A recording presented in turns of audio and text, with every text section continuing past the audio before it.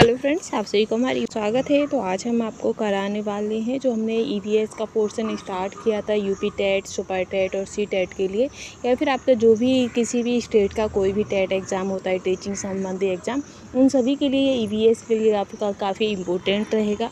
तो इसमें जो हमारा चैप्टर है जीव व प्राकृतिक संपदा, तो जीव व प्राकृतिक संपदा से संबंधित जो भी आपके इंपॉर्टेंट क्वेश्चंस आपके प्रीवियस ईयरली एग्जाम्स में पूछे गए हैं, वो सारे हम क्वेश्चनों को लेकर आ गए हैं। और ये जो क्वेश्चन आंसर्स हैं ये आपके आगे भी काफ़ी इम्पोर्टेंट साबित होंगे। तो इसमें जो हमारा पहला क्वेश्चन आता है वो है आपका कि हमारे देश का राष्ट्रीय पशु कौन है। तो आप सभी को पता है कि हमारे देश का जो राष्ट्रीय पशु है वो बाघ है, ठीक है, बाघ है। साथ ही जो बाघ को राष्ट्रीय पशु कब घोषित किया गया था, तो 1972 में बाघ को राष्ट्रीय पशु घोषित किया गया था, ठीक है। इसी के साथ कि बाघों के संरक्षण के लिए एक प्रोजेक्ट टाइगर स्टार्ट किया गया था, तो 1973 में आपका प्रोजेक्ट टाइगर स्टार्ट किया गया था, ठीक है। आगे हम बढ़ेंगे तो आगे आपका नेक्स्ट क्वेश्चन है कि भारत में एशियाई शेर कहाँ पाए जाते हैं। तो आपका आंसर हो जाएगा कि जो गुजरात है, गुजरात के जो गिरी जंगल हैं, गुजरात के गिरी जंगलों में आपका एशियाई शेर पाए जाते हैं, ठीक। फिर है कि वन्य जीव सप्ताह मनाया जाता है। तो जो वन्य जीव सप्ताह है वो आपका अक्टूबर के प्रथम सप्ताह में मनाया जाता है। जो अक्टूबर का फर्स्ट वीक होता है उसमें वन्य जीव सप्ताह के रूप में मनाया जाता है, ठीक है। नेक्स्ट है कि एक सींग गैंडे के लिए प्रसिद्ध काजीरंगा राष्ट्रीय उद्यान कहाँ स्थित है। तो जो काजीरंगा राष्ट्रीय उद्यान है वो आपका असम में है, और ये मुख्यतः एक सींग के गैंडों के लिए काफ़ी इम्पोर्टेंट है, ठीक है। अब क्वेश्चन आ जाता है कि ये किस ज़िले में है, तो ये असम के जोरहट ज़िले में स्थित है, ठीक। आगे है कि भारत का कौन सा राष्ट्रीय उद्यान हंगुल मृग के लिए प्रसिद्ध है। तो हंगुल मृग के लिए जो प्रसिद्ध है वो आपका दाची ग्राम राष्ट्रीय उद्यान है। कौन सा है? दाची ग्राम, ठीक है। आगे हम बढ़ेंगे तो नेक्स्ट क्वेश्चन पर चलेंगे कि प्राकृतिक संपदा है। तो प्राकृतिक संपदा कौन सी है, तो वो है आपकी जल, मृदा और वायु। ये जो क्या है, ये हमें प्रकृति से प्राप्त होता है, इसलिए ये आपकी प्राकृतिक संपदा हो जाती है, ठीक है। इसी में आपका मृदा आ जाता है, वन आते हैं, साथ ही वायु भी आती है और खनिज संपदा भी आती है। फिर आता है कि लोहा, कोयला, तांबा, पत्थर आदि के अंतर्गत आते हैं। तो ये जो आपके हैं ये खनिज संपदा किसके अंतर्गत आएंगे, तो ये आपके आते हैं खनिज संपदा के अंतर्गत, ठीक है, या मृदा संपदा के अंतर्गत। तो जो लोहा है, कोयला है, तांबा, नमक, ये जितने भी हैं ये आपके खनिज संपदा के अंतर्गत आते हैं, ठीक। इसी के साथ नेक्स्ट है कि कोयला, पेट्रोलियम और प्राकृतिक गैस है। तो कोयला और पेट्रोलियम जो प्राकृतिक गैस हैं ये आपके जीवाश्म ईंधन है, ये जीवाश्मों से हमें प्राप्त होते हैं, ठीक है। लेंगे हम नेक्स्ट क्वेश्चन पर कि जल संसाधनों में भारत का विश्व में स्थान है। तो जो जल संसाधन है उसमें जो भारत का स्थान है वो आपका तीसरा है। कौन सा है? तीसरा है, ठीक है। आगे है कि पृथ्वी की ऊपरी सतह को कहते हैं, तो ऊपरी सतह को हम मृदा संपदा कहते हैं, ठीक, क्योंकि ऊपरी सतह पर क्या है, तो मिट्टी है, तो इसीलिए इसे मृदा संपदा कहते हैं, ठीक है। आगे है कि नरोरा परमाणु केंद्र कहाँ स्थित है।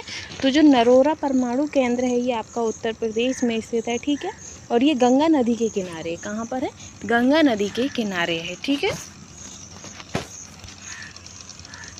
सर्वाधिक सिंचाई किस प्रदेश में होती है। तो जो नलकूपों के द्वारा जो सबसे ज़्यादा सिंचाई है वो आपकी यूपी यानी कि उत्तर प्रदेश में होती है, ठीक है।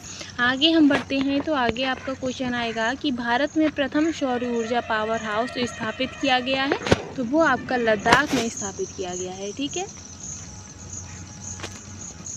नेक्स्ट चलेंगे हम इसी में तो आगे आपका क्वेश्चन आएगा कि उत्तर प्रदेश में जो तेल शोधक कारखाना है वो कहाँ पर है।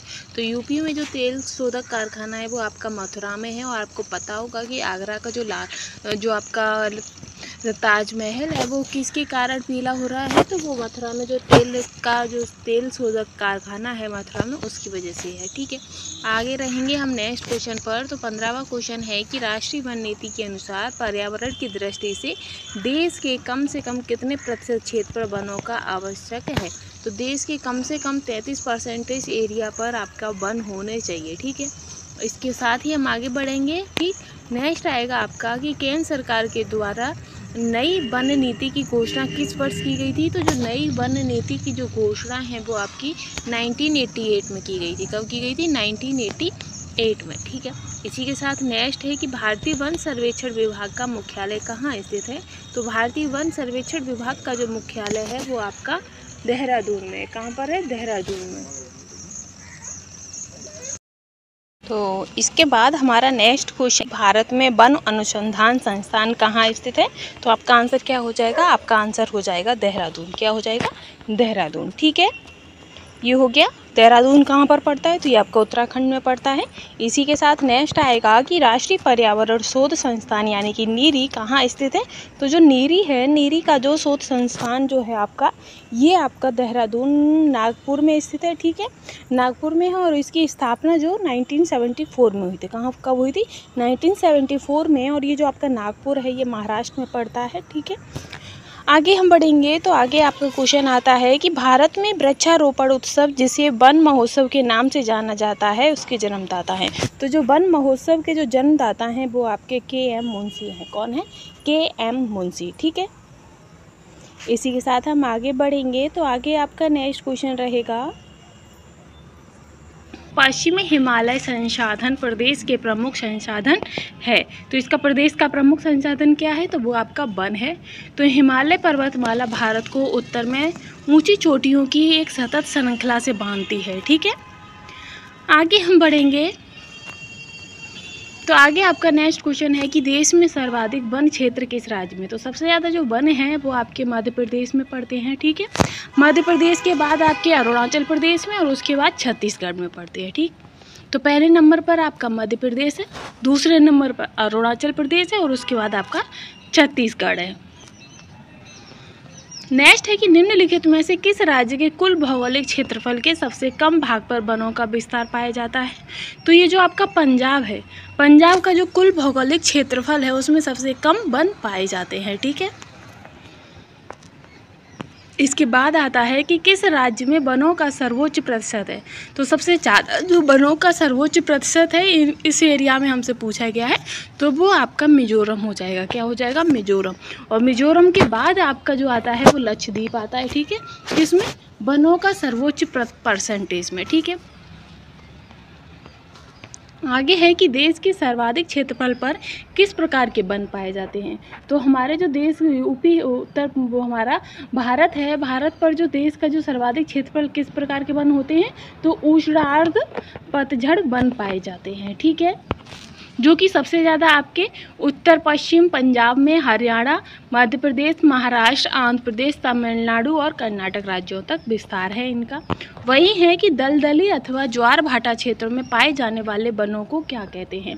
तो इन वनों को क्या कहते हैं? मैंग्रोव वन कहते हैं। यानी कि जो वन आपके दलदली एरिया में और ज्वार भाटा जैसी एरियाओं में होते हैं वहाँ पर कैसे वन होते हैं? तो मैंग्रोव वन होते हैं। ठीक है, यानी कि खारे पानी में।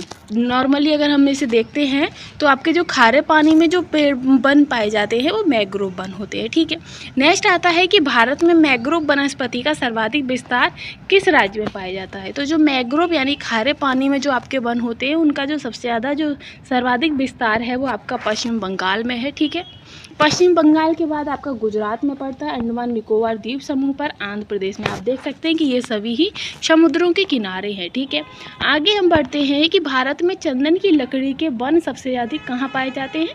तो भारत में जो आपका नीलगिरी की जो पहाड़ियाँ हैं, नीलगिरी की जो पहाड़ियाँ हैं वहाँ सबसे ज़्यादा चंदन की लकड़ियों के वन पाए जाते हैं। ठीक है, नेक्स्ट है कि साइलेंट वैली के चर्चित होने का क्या कारण है? तो जो साइलेंट वैली है वो आपकी जैव विविधता व सदाबहार वनों के लिए काफ़ी विकसित है और काफ़ी चर्चित में रही है जैव विविधता के कारण। ठीक, इसी के साथ हम बढ़ते हैं कि फूलों की घाटी। तो आप सभी को क्वेश्चन ये पता होगा, आपके पिछले में काफ़ी क्वेश्चनों में ये पूछा भी गया है एग्जाम में कि फूलों की घाटी तो वो से उत्तराखंड में है और इसके जो फूलों की घाटी है ये आपका यूनेस्को ने इसे विश्व धरोहर स्थल में घोषित कर रखा है। ठीक है, उत्तराखंड के जो पौड़ी गढ़वाल क्षेत्र उसको।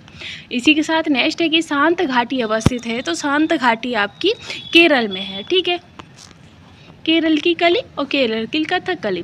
इसके बाद है कि उष्णकटिबंधीय आर्द्र सदाबहार वन पाए जाते हैं। तो जो उष्णकटिबंधीय सदाबहार वन है वो आपके प्रायद्वीपीय पठार में पाए जाते हैं। कहाँ पर? प्रायद्वीपीय पठार में। ठीक है, इसी के साथ नेक्स्ट क्वेश्चन है कि निम्न में से किन पहाड़ियों पर उष्णकटिबंधीय सदाबहार वन पाए जाते हैं? तो उष्णकटिबंधीय सदाबहार वन जो है वो आपकी नीलगिरी की पहाड़ियों पर मुख्य रूप से पाए जाते हैं। ठीक है, आगे हम चलेंगे तो आगे आपका नेक्स्ट क्वेश्चन आता है इसी सीरीज में कि निम्नलिखित में से कौन सा राज्य शहतूत रेशम उत्पादित करता है।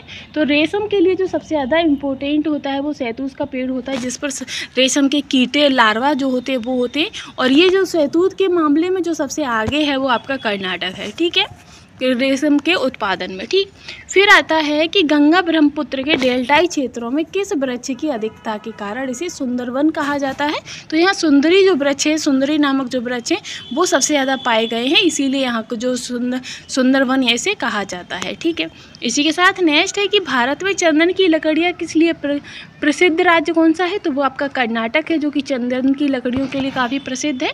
इसी के साथ नेक्स्ट है कि भारत में प्रमुख वनस्पति कौन सी है।